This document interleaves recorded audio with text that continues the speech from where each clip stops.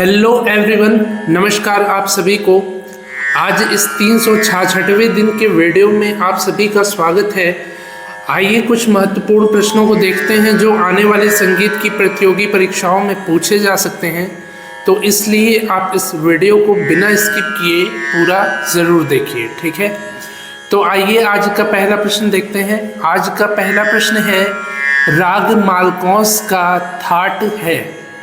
राग मालकौंस का थाट है भैरवी थाट। भैरवी थाट जन्य राग है, मालकौंस राग, ठीक है। इसके बाद दूसरा प्रश्न है, औड़व जाति का राग है। औड़व जाति यानी कि जिसमें 5 स्वर लगते हैं आरोह और अवरोह दोनों में, तो ऐसे रागों को औड़व जाति का राग कहते हैं। तो औड़व जाति का राग है मालकौंस राग। राग मालकौंस औड़व जाति का राग है और इसका थाट है भैरवी थाट। इसके बाद अगला प्रश्न है, सितार वाद्य बजाने में प्रयोग किया जाता है। सितार वाद्य को बजाने के लिए प्रयोग किया जाता है मिजराब का। मिजराब एक छोटा सा उंगली में पहनने वाला यंत्र होता है जिसकी सहायता से सितार को बजाया जाता है। चौथा प्रश्न है, कायदे के विस्तार को कहते हैं। तबले में जो कायदा बजाया जाता है इसके विस्तार को कहते हैं पलटा, ठीक है। पलटा कहते हैं कायदे के विस्तार को। पांचवा प्रश्न है, सभी तरह के वाद्यों के सामूहिक प्रदर्शन को कहेंगे। इस प्रश्न में पूछा गया है कि सभी तरह यानी कि तत्, घन, अवनद और सुशिर चारों वर्ग के वाद्यों के सामूहिक रूप से प्रदर्शन को कहेंगे वाद्य वृंद, ठीक है। वाद्य वृंद कहेंगे सामूहिक रूप से चारों वर्ग के वाद्यों के प्रदर्शन को। इसके बाद छठवां प्रश्न है, बेला वाद्य में तंत्रियों की संख्या है। बेला वाद्य में तंत्रियों की संख्या है 4। 4 तार होती हैं बेला वाद्य में। सातवां प्रश्न है, मेलापक प्रबंध के किन 2 स्वरूपों को मिलाने का कार्य करता है। मेलापक जो है उद्ग्रह और ध्रुव को मिलाने का कार्य करता है, ठीक है। इसके बाद अगला प्रश्न है, विभिन्न ताल वाद्यों के सामूहिक रूप से प्रदर्शन को कहेंगे। विभिन्न ताल वाद्य, इसमें ताल वाद्य पूछा है। केवल ताल वाद्य यानी कि अवनद वर्ग के वाद्यों को यदि आप समूह में बजाते हैं तो उसको कहेंगे ताल कचहरी। चारों वर्ग के वाद्यों को आप सामूहिक रूप में बजाएंगे तो उसको कहेंगे वाद्य वृंद, और केवल ताल वाद्यों को सामूहिक रूप से प्रदर्शन करेंगे, सामूहिक रूप से बजाएंगे तो उसको कहेंगे ताल कचहरी, ठीक है। इसके बाद 9वां प्रश्न है, पूर्वांग के स्वर हैं। पूर्वांग के स्वर हैं षडज से पंचम तक, यानी कि षडज, ऋषभ, गंधार, मध्यम, पंचम, ये स्वर पूर्वांग के स्वर होते हैं। और उत्तरांग के स्वर होते हैं मध्यम से निषाद तक, यानी कि मध्यम, पंचम, धैवत, निषाद, ये स्वर जो होते हैं उत्तरांग के स्वर होते हैं। और पूर्वांग के स्वर हैं षडज से पंचम तक। इसके बाद 10वां प्रश्न है, जिस थाट के अंतर्गत राग की उत्पत्ति मानी जाती है उसे कहते हैं। जिस थाट के अंतर्गत राग की उत्पत्ति मानी जाती है उसे कहते हैं जन्य राग। रागों को जन्य राग कहते हैं जो थाटों से जन्मे हुए होते हैं, तो ऐसे रागों को जन्य राग कहते हैं। और थाटों को कहते हैं जनक थाट, ठीक है। थाटों को जनक थाट कहते हैं और रागों को जन्य राग कहते हैं जो थाटों से उत्पन्न हुए होते हैं, जन्मे हुए होते हैं, ठीक है। इसके बाद 11वां प्रश्न है, हिंदुस्तानी संगीत के लिए मान्य सम विश्वविद्यालय यानी कि ऑटोनोमस यूनिवर्सिटी है। तो हिंदुस्तानी संगीत का मान्यता प्राप्त सम विश्वविद्यालय है भातखंडे विश्वविद्यालय, जो कि लखनऊ में है। भातखंडे विश्वविद्यालय को सम विश्वविद्यालय का दर्जा दिया गया है, जो कि अब नहीं है, ठीक है। ये केंद्र के अंडर में आ गया है यूनिवर्सिटी। और पहले जो है ये सम विश्वविद्यालय था, यानी कि इस विश्वविद्यालय में जितने भी कार्य होते थे वो स्वयं होते थे, किसी भी सरकार की देखरेख में नहीं होता था।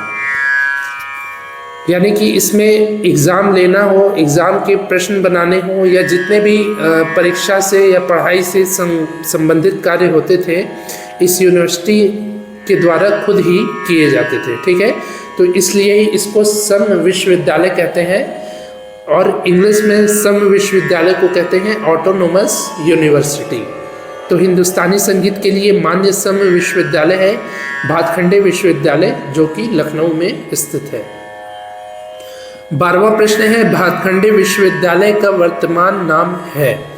भातखंडे विश्वविद्यालय का वर्तमान नाम है भातखंडे संस्कृति विश्वविद्यालय। ठीक है, इसका नाम बाद में चेंज कर दिया गया है, भातखंडे संस्कृति विश्वविद्यालय नया नाम पड़ गया है, पर इसको भातखंडे विश्वविद्यालय ही बुलाया जाता है, जो कि प्राचीन नाम है। ठीक है, पर कागजों में जो है भातखंडे संस्कृति विश्वविद्यालय हो चुका है। ठीक है, इसके बाद अगला प्रश्न है, हिंदुस्तानी संगीत पद्धति में रागों की कुल जातियां हैं। हिंदुस्तानी संगीत पद्धति में रागों की कुल जातियां हैं 9।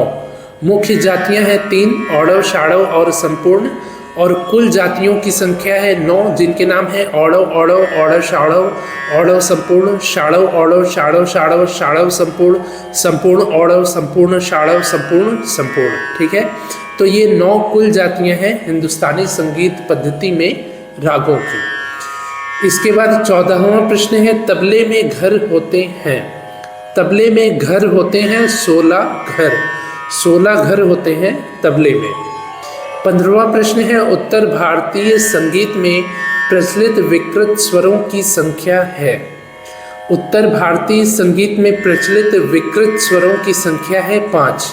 5 विकृत स्वर और 7 शुद्ध स्वर होते हैं।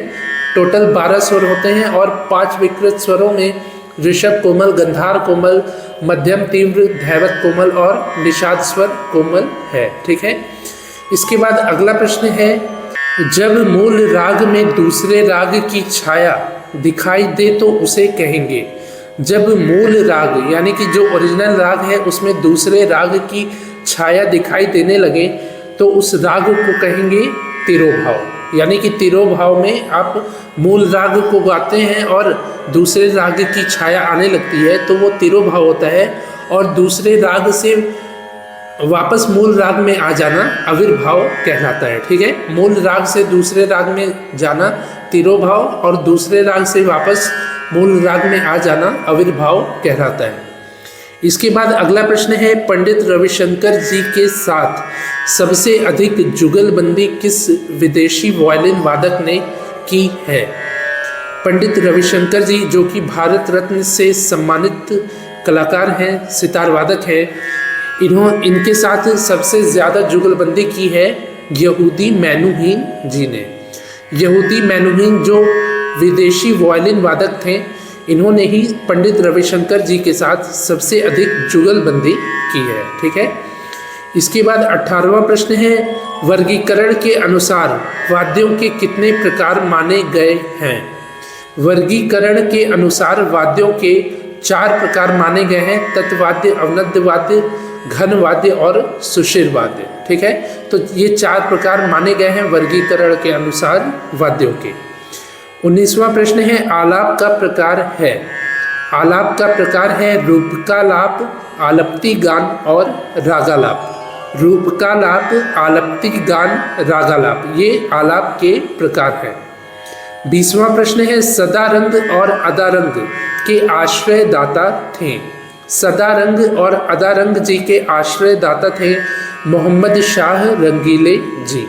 मोहम्मद शाह रंगीले जी सदारंग और अदारंग जी के आश्रयदाता थे। तो ये हो गए आज के 20 महत्वपूर्ण प्रश्न। मुझे उम्मीद है कि आपको ये प्रश्न अच्छे से समझ में आए होंगे। यदि समझ में आए हो तो आप इस वीडियो को लाइक करिए, ज़्यादा से ज़्यादा अपने दोस्तों से शेयर करिए। जो आने वाली संगीत की प्रतियोगी परीक्षाओं की तैयारी कर रहे हैं उनसे आप शेयर ज़रूर करिए, ताकि उनकी भी आने वाली प्रतियोगी परीक्षाओं की तैयारी करने में मदद हो सके। ठीक है, आज ये 366वें दिन का वीडियो है। इसके पहले मैंने साल भर के कंटेंट को बनाया है, यानी कि 365 वीडियोस को बनाया है, जिसके प्लेलिस्ट का लिंक नीचे डिस्क्रिप्शन में है। यदि आपने अभी तक उन महत्वपूर्ण वीडियोस को नहीं देखा है तो आने वाले प्रतियोगी परीक्षाओं की बेहतर तैयारी के लिए आप उन सभी वीडियोस को एक बार ज़रूर देख लीजिए। ठीक है, तो मिलते हैं ऐसे ही अगले 367वें दिन के वीडियो में। तब तक के लिए नमस्कार, धन्यवाद।